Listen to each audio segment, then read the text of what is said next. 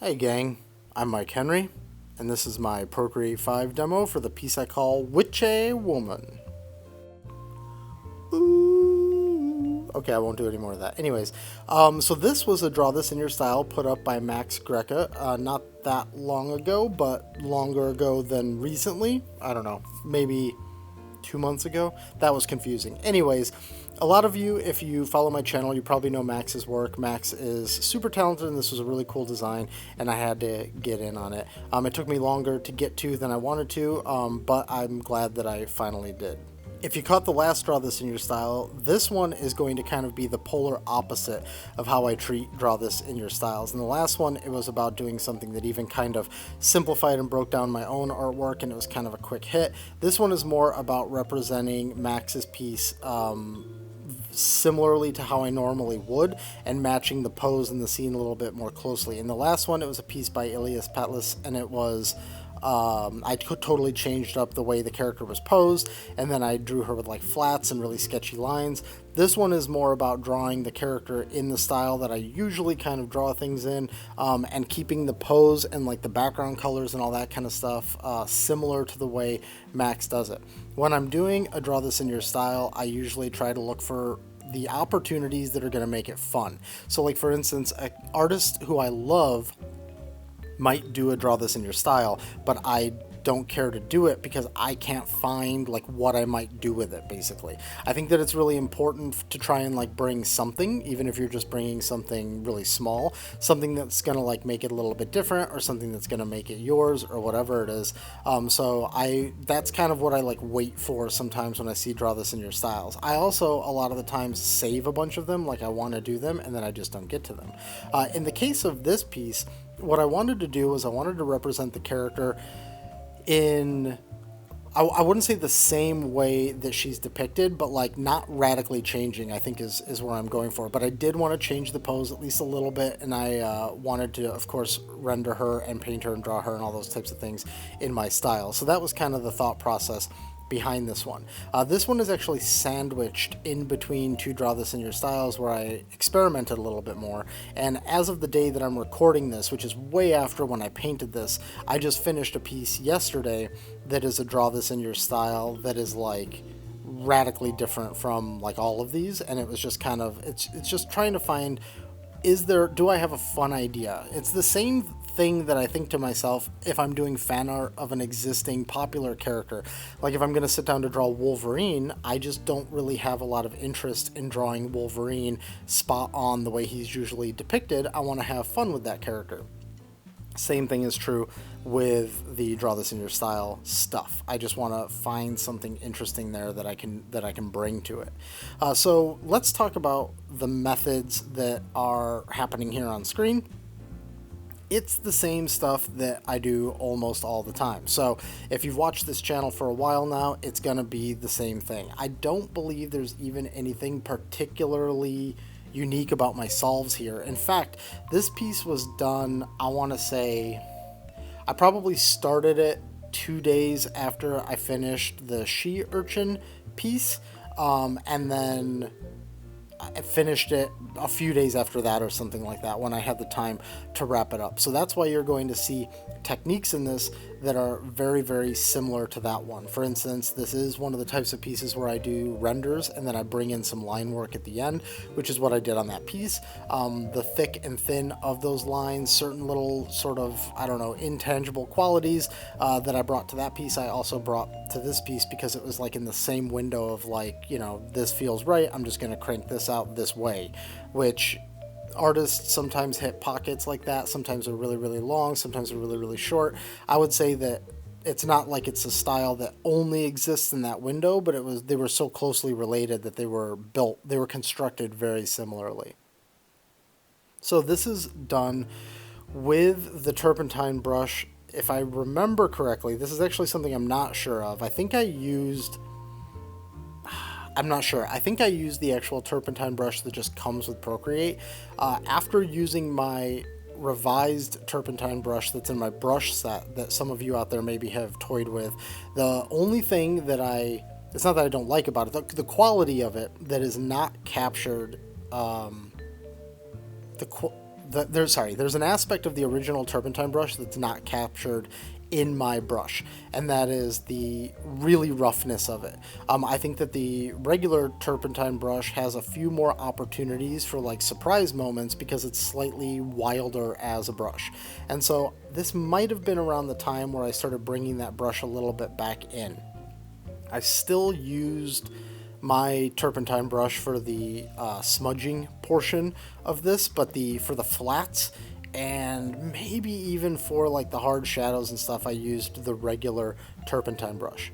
So that is kind of like, I don't know, giving a quick update for those of you who've been around the channel for a while. If you've never been around the channel for a while, my methods when I'm working in Procreate are usually around constructing a bunch of flats that are organized fairly diligently, and then a bunch of layers on top that are about shadows and lights, basically. And that's because my old way of painting, when I used to work in Photoshop my main way of painting, not the only way of painting, I broke this down recently in a previous video, but my main way of painting was to color pick and build up lots of different layers and select my colors so that I'm choosing like how the temperature changes from shadow to light and all that kind of stuff.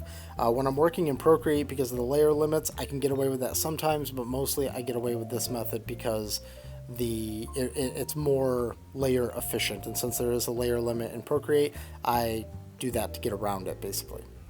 Somebody commented the other day that it's hard sometimes to follow my layer structure, and I totally understand why. I've broken it down really deeply in the past. I've gone in depth on how that's all structured, but in this video, I'll go ahead and do a quick rundown of my layers at the end of this, at the end of the time lapse, so that you guys can see exactly what I'm doing. I think that's just the clearest way to kind of show it off. For now, let's wait for that to happen, and I'll just keep describing what's going on here. So when I work on a Draw This in Your Style, I'm going back to the original. I actually have it open in a side window the entire time, because what I'm trying to do is just make sure, well, I shouldn't say the entire time. There are phases where I have it up the entire time. So for instance, the sketch phase for sure, the flatting stage for sure, because I'm kind of looking at the colors and seeing how close or how far I want to be from the original. During the rendering, almost not at all. Like, I don't look at it at all, because even though I could theoretically try to match the lighting from the original, I usually don't. And I usually just go into, I'm painting this mode. And then when I'm in like that last wrap up, I'm kind of looking over and saying like, hey, did I hit all the things? Did I make sure that this was there? Did I make sure that was there? And that is usually, so that means I'm keeping my eye on it, let's say, 3 out of the 4 major steps, although that third step of those 4 is the longest and the most complex. I usually just use the Apple Photos app when it's just one image. I just drag the Photos app over to the side window, and have the 2 open. But if I have a lot of ref, which I wouldn't for something like this, but I just thought I would point this out, I use this app called VizRef. It's really, really nice because you can actually very, very easily open up like a Google search and just drag stuff into the VizRef app really, really simply.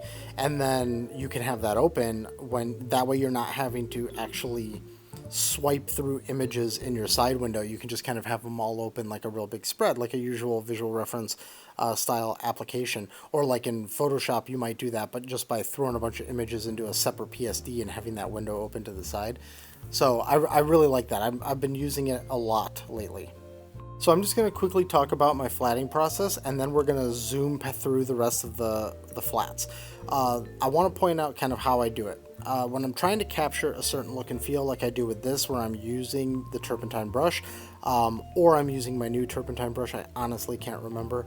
I'm using that because I want to embrace what that brush is doing, but I also have a pretty intense desire to have control over it. So it's a combination of painting things in right, quote unquote, like painting in the little corners the right way or painting whatever, and then also using the eraser to pull away from things. So for instance, the turpentine brush can't really get pointy enough to get like the points on these lapels, so that's just kind of painted fat and messy, and then I go back through and I erase it so I can get those corners off of it, those sharp points. And then otherwise, it's mostly an organization game. I'm thinking about my methods. I'm thinking about organizing those flats and doing my select paint, select clear method, which is linked in the description below. And I'm just trying to figure out like what's the best I can do here. Now, at the end of this, when I do my walkthrough of the Procreate file, you're going to see that I ultimately had to merge some things together. And when I do that, I'm usually looking for what are two shapes that can be in the same Z sorting, like the same depth of the layers, but don't touch each other. And that's usually how I work it out. So it's actually more valuable to me to have, for instance, like her bangs, like that big curly kind of bang thing coming off. I'd rather have that share a layer with her right earbud than have that hair share a layer with the darker hair behind it, because I can keep those separate. If I have to do some sort of color shift, I can still just select them individually by going into that layer and using a selection tool. It's still better than having two things touching. We'll see that when we get into the Procreate layers, but I just kind of wanted to highlight that. You can see with my posing, I wanted to do some different things too. In the original, you've got this like ghost cat with this hilarious expression, and the witch character is like looking at him, and then almost what I wanted to do was something where kind of like he's like, hey, that ghost cat. I wanted to kind of embrace that. I don't know what I'm going for, but yeah, I think I hope you get what I'm going for. Kind of, and so that's why I wanted him kind of like grabbing on her sort fingers, of like, almost like she was moving her hand, and then he was like trying to get back over to her, kind of thing. So that's kind of what I was going for. And so she's looking at us this time, Max's version. She's looking to the side at the cat. So just something subtle where at the end of the day, this is still capturing, I think, the same general vibe, but I've just changed some of the positioning, so I'm not trying to replicate exactly what Max had. So now we're getting into the shadows. Again, you'll see exactly how these layers are set up when we get to the end of the time lapse, but the shadows are definitely a red. I think you can kind of see that with the way that it's playing here. They're a desaturated, lighter kind of red sitting in like a tan area, set to multiply. We're using that for our ambient occlusion pass, as well as we'll be using it for our direct cast shadows. I think I go with kind of a white light on this one.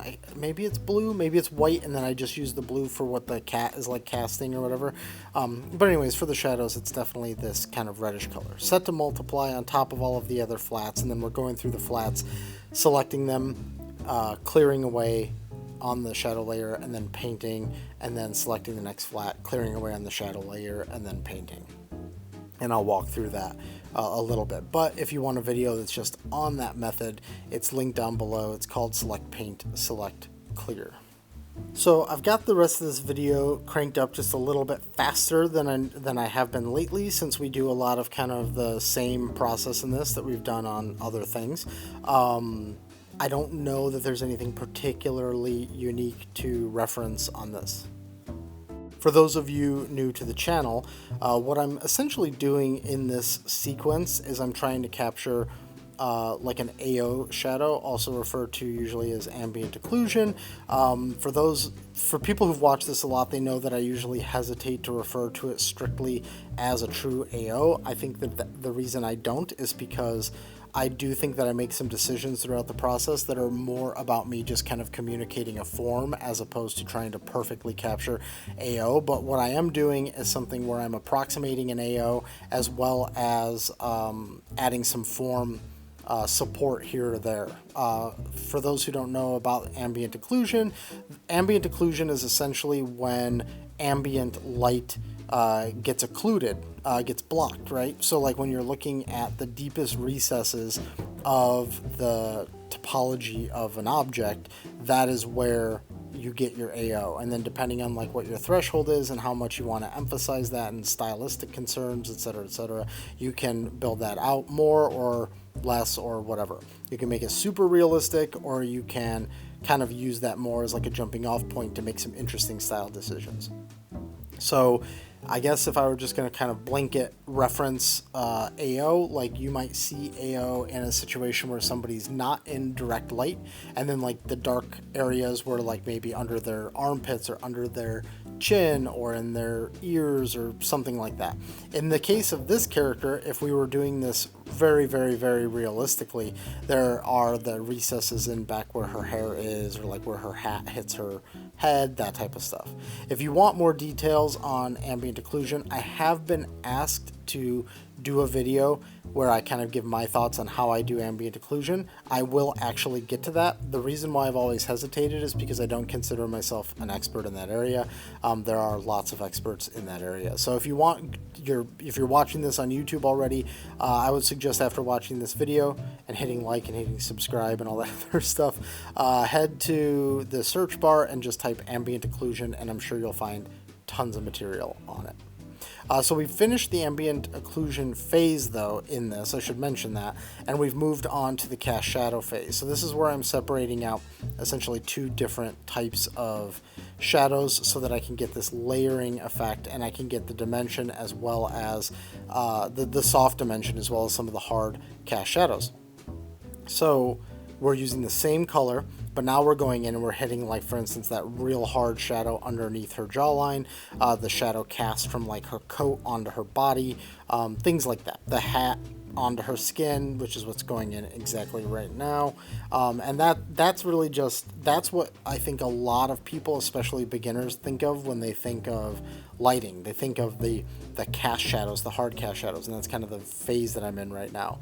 The reality is that objects have a lot of things working in concert to try and communicate their shape, lots of different types of shadows and bounce light and all that kind of stuff. And so when you're looking at my work, what I'm usually trying to do is communicate something that feels right, but isn't necessarily going for like super right, because I'm not that interested in realism, but I am interested in communicating things like form, making something feel tangible. And so that's the kind of stuff that like I in my own work try to focus on. I'm going to quickly tease something up that's going to be coming down the line. We're going to do like a really heavy blue light for coming off of the cat character.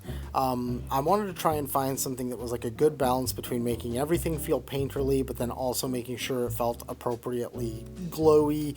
Sometimes something looking particularly smooth and ghost-like and glowy can go against the notion of having something feel painterly. I shouldn't say it goes strictly against it. I mean, it really does go against it, but like you can do it and make it still feel painterly, but there's a push and a pull and like what exactly am I trying to hit here? Have I communicated glowy? Have I communicated translucent? Have I also communicated painterly? So there's a little bit of a push and a pull there. And then we're getting into the actual light that's being emitted from him, and it's got like a pretty tight like fall off, so it kind of hits part of her and then it falls off really fast. We don't go for like, you know, a thing if they were in like a pitch black room, everybody would be blue, it would all be filled out with that one color. So what we're going to do here is a combination of a few things. We're going to have like a soft blue tint sort of thing, which is what you can kind of see there, although it will get augmented. And then we'll also have this, which I'm putting in right now, which is a much harder direct rim light type thing, and that's definitely a stylistic way of doing it. And I will admit that I was conflicted with the right way to do this exactly. I know ways that I've done that type of a thing in the past, but for this particular one, I was just like, am I going to do this, or am I going to do that, or how am I going to do it? And so you're going to see a little bit of erasing and reapplying, and what about this layer, and what about this blend mode, and like all that kind of stuff, while I'm trying to exactly sort that out. I wish that I could clarify the steps for you. I definitely cannot clarify the steps for you, but I can clarify that the thought process was around that. It was capturing something that was stylistic, but also felt right, felt like the cat was glowing and putting light onto the character, but not in like a computer generated this looks realistic kind of way, but in a way that captured it, but still also had those stylistically painterly kind of vibes to it. So we'll see if we get there by the time the piece is over. Now we're putting in the light from the other lighting source, which is the main lighting source. This actually has effectively two light sources. You've got the main light that's lighting her, it's what's causing the shadow from the brim of her hat and the shine on her hair, and then we've got the cat ghost, which is also generating light source. We're actually almost to the end of this. I'm throwing in the line art. In fact, let's slow it down for that. Just slowing it down a little bit because it goes by pretty fast. I've done this before. I did it on the she urchin piece. I've done it on lots of pieces, but I just want to kind of speak to it. This is just done with a few methods. I could have either done this with my ink pen, which is what I do it a lot with, or I did it with the turpentine brush. Some of the black lines are actually added on top because I'm trying to interrupt what's happening there. Other black lines are actually done underneath, and I'm using the flat to occlude some of that black line. So the black outline around her entire body and entire form is underneath, but then the other black lines that are on top of things are literally on top of things. They're drawn on top, and they're actually kind of in a way carving into the render and saying like, okay, the render is saying this, but now we're going to come in and say this, and it kind of adds a punch and a pop and a sharpness that is cool and stylistic, and actually does a little bit of correcting in some spots to what is rendered underneath. And here's all my like last minute, we're changing this, let's adjust that, and we end up with something like this. So let's go ahead, now that we've got the final here in front of us and we can see what it looks like, let's jump into the Procreate file and just talk about the layer setup and all that stuff. Alright, so here's the file. I haven't dived into this file for a bit now, so we're going to be discovering it together. I don't know exactly what state it was left in. I definitely know that I merged a bunch of stuff together. So let's just take a quick look. First of all, I get this question a lot. What resolution do you work at? Since we're in here, let's go ahead and talk about that. So canvas information. You can see here, this one is 3000 by 3000.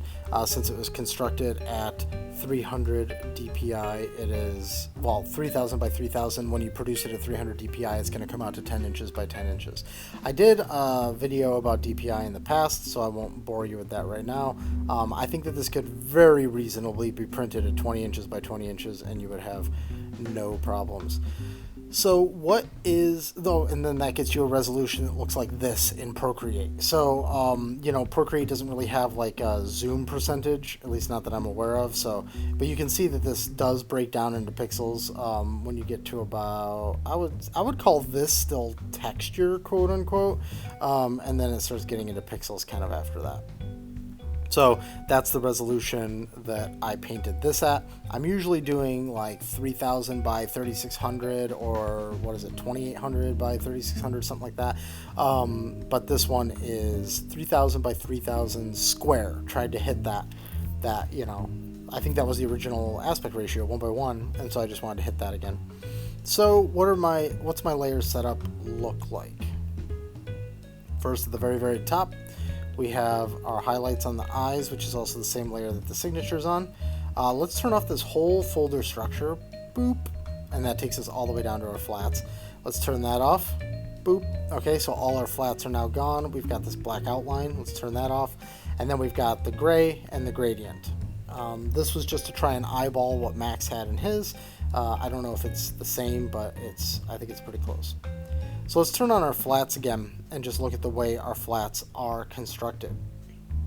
I'm not going to go through and turn everyone, well actually, it probably is valuable to do that. Let's turn all of them off just so you can see what the construction looks like. I don't have the lines still in this version, at least I don't think I do. Yeah, I don't. Usually once I've duplicated my file a few times, I eliminate the line layer entirely because I want to get my layers back because they become an absolute premium. Okay, so our bottommost layers, our bottommost flats for the character is this right here. The backdrop for her coat and the top of her hat, because the top of her hat and the back of her coat are the furthest back in the stack. Now when I was first flatting this, they were not together on the same layer. Let's turn the rest of her hat on just so we can get that, so that there's like some visual connection there. When I first did this, I did not have them on the same layer because I did not yet know if I was going to need multiple layers. I didn't know if I was going to have to bring them together, sorry, because I needed more layers. You can also see that this hat, everything here is deliberately messy, trying to make sure I'm capturing some roughness. Well, not in this one because it wasn't going to have an edge, but that was kind of the premise behind that. So here we go. So let's start going through these flats. What do we got? Next, we have the underside rim of the hat. Now, I could have done this entirely with lighting, but I thought that it was important to have something that I could control that was in the same color of the hat, and I was controlling it like a graphic element. So you can see here it's not even full opacity. Full opacity is the same color as the back of the jacket, and then I just lowered it down to 65 or whatever it is. I could brighten it up a little, I can make it darker, I could do whatever I want with it. Let's get it back to 65. There we go. That's why I had it like that. Let's select the layer so we don't jump back up there again. What is this? Okay, so this is the type of layer that would not have been added during the flatting process. I would have added this later when I was doing lighting and I needed to bring in an adjustment. So let's turn it off and we'll come back and flip it on later. Hair. This is the main mass of hair plus the ponytail part. Here is body skin. Here is the pentagram that's on her chest. Now again, pentagram would not have gone. This isn't the order that they get built in, it's just the order that they're constructed in, or the order that they are constructed for the purposes of the piece. We've got her shirt. We've got detailing on her shirt. This was, if you'll watch the time lapse, was thrown at the very end. I almost forgot to put the Satan around the cuffs of the sleeves. So more detailing. Here's the actual majority of the coat, but you can see what also pops in is the hair in the back of her head. This is, again, an example of something that was not flatted that way in the middle of flatting, in the heat of flatting, but was brought together later. We've got this earbud, which is the exact same as the other earbud, just moved. So you can see I didn't have to paint anything unique for that because it was going behind the head. It was only going to barely peek out. And this is a manufactured device. Theoretically, they would manufacture them to be identical. So why not do that? Save a little bit of time. I'm going to turn that off again though, and we'll come back to it. And you can also see that like the bud isn't even going into where the ear is supposed to be. This is kind of like if you ever watch like the Boundary Breaks channel where they're talking about how video games are made, and you find out that like there's something just a polygon jammed into another one because you're never going to see it anyways. That's what we're talking about here. I'm not going to turn on that next layer. We're going to skip it and go to this one for a second. So this is then her arm and hand, and then her face skin. And that's because this is all sitting on top of all of that other stuff. It feels really good to have it all together. And this actually would have been something that I would have flatted like this because it was such an obvious thing that I'd be able to pair together. Let's go back and turn that last one on. You can see when I was doing the outlining, the thing I really liked about this arm was how rough that paint quality is. So I didn't want to completely blast over it with black, so I added the black underneath so that we could still make sure that we were highlighting that rough painterly stuff there. On the face, we've got the blush, which is particularly interesting set of colors because of her skin tone. Then we've got her fingernails, her lips, which you would think could be on the same layer as maybe the blush, but I definitely use it as a selection. So I didn't want it to rub too much into like the cheek in the background there. Freckles, interior of the mouth, teeth, rings, as well as something. What is the other thing? Oh yeah, this is kind of funny. So her rings are on the same layer as her, what is that called again? What's the meat of the eye called? Anyways, that's the meat of her eye. Again, that's not something that would have been intuited like in the middle of things. I would have just been going through layers looking for easy wins to get some layers back, and I would have done that. We've got the sclera, we've got the irises and pupils. Max painted them as black. I usually don't do that, but I thought that it was such an important part of the character to just have that entire thing dark that I was like, cool, I'm going to do that too. She looks funny right now without the eyebrows.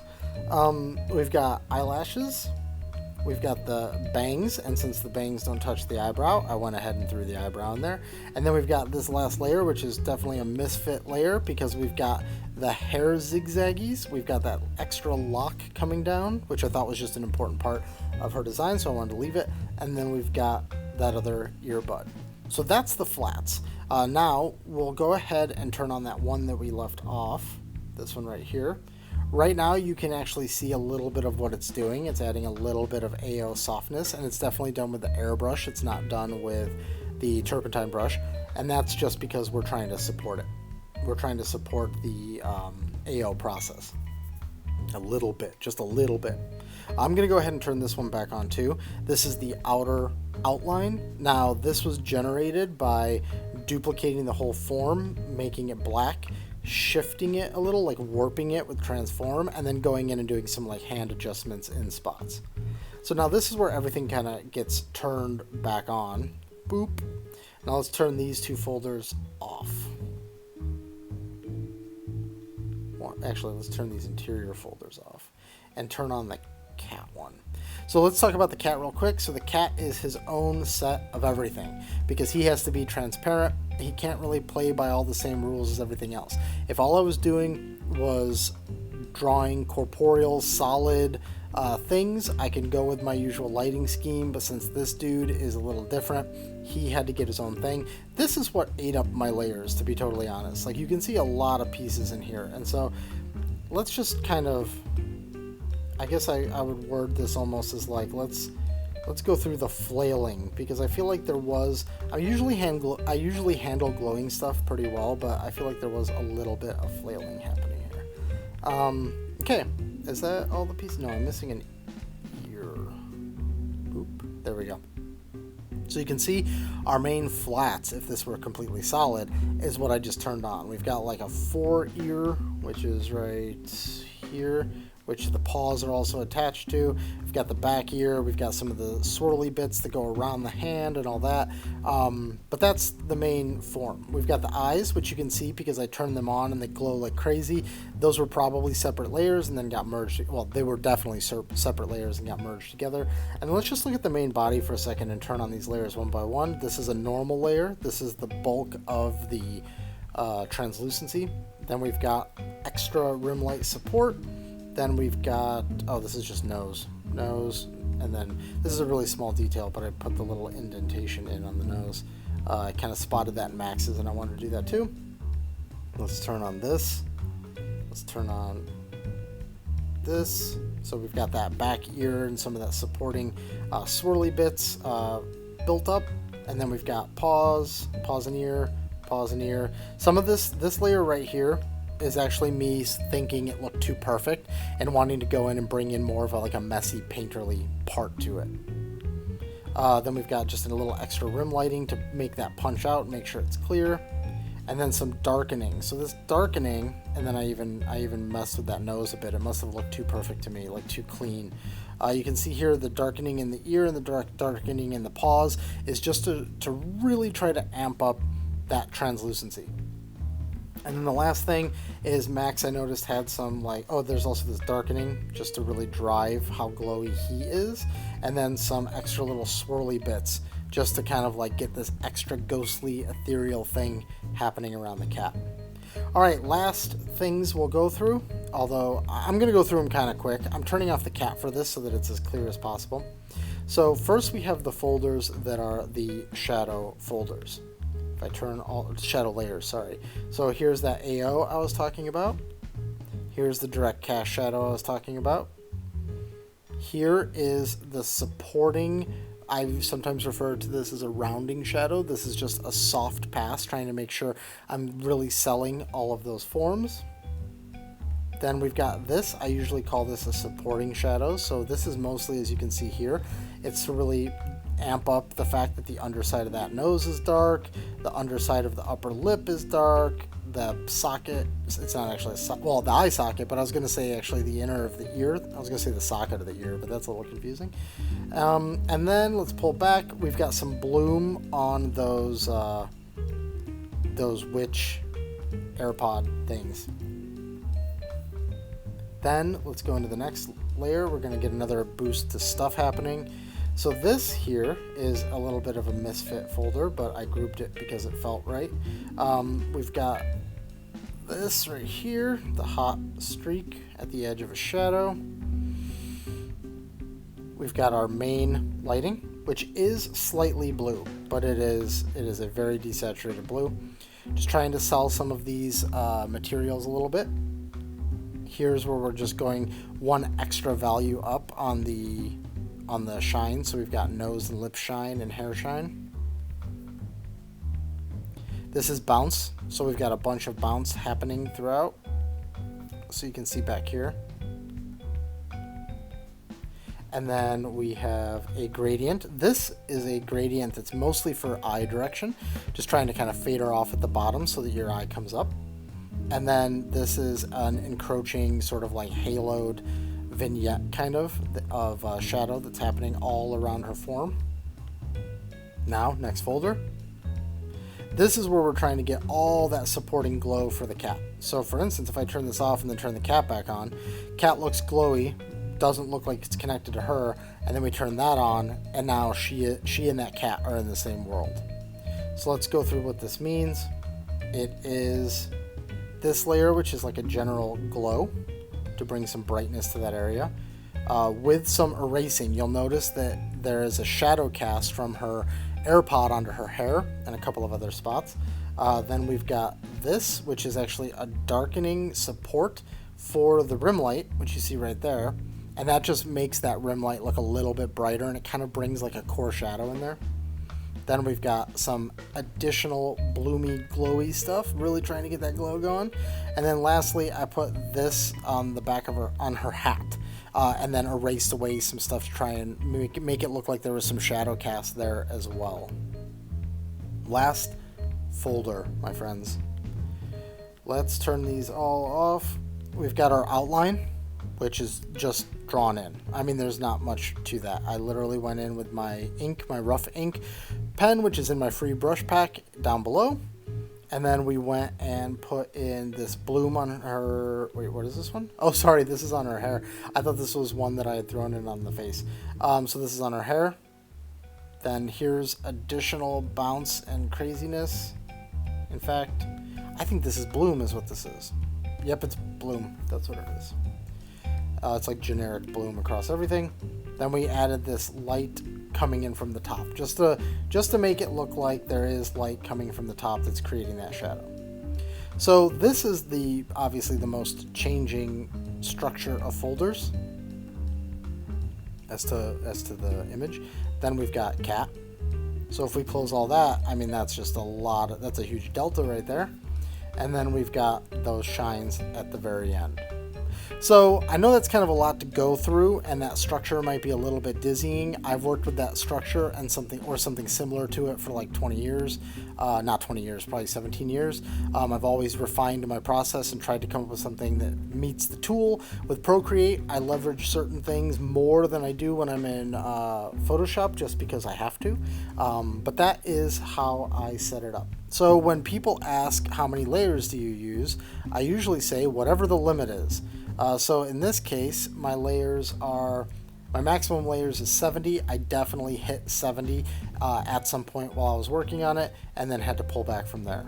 So I hope that clarifies some of my layer structure. And that's that. So here is the rough sketch that started the entire thing and made me say, okay, cool, let's go ahead and tackle this. And then here are the flats. Again, just kind of trying to highlight them. This is the stage before we get into the actual rendering. And then here is the final version of the image. So thanks a lot to Max for such a killer design. It was really fun to do. Thank you for watching. I hope you enjoyed this. If you did, please hit like, please hit subscribe. See you on the next video. It's been fun. And if you're looking for me on the internet, these are the places where you can find me.